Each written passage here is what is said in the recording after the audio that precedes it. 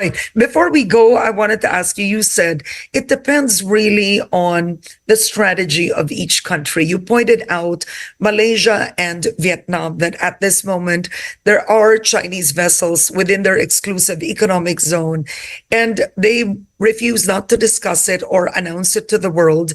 Unlike the Philippines today, the strategy is full transparency.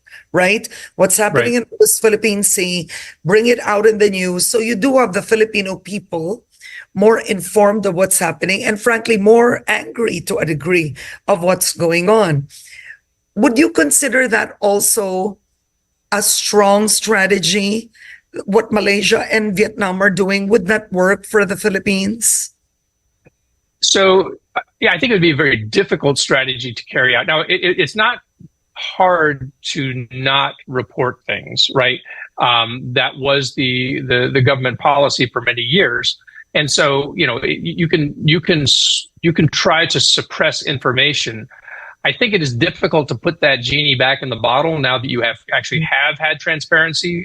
There's Philippine civil society now is used to the idea that you're going to be transparent, and people like me demonstrate that it's going to be harder to have transparency without having other factors entering in, right? So you have these outside players like Ray Powell who have access to commercial information, who can make it clear with the things that we see.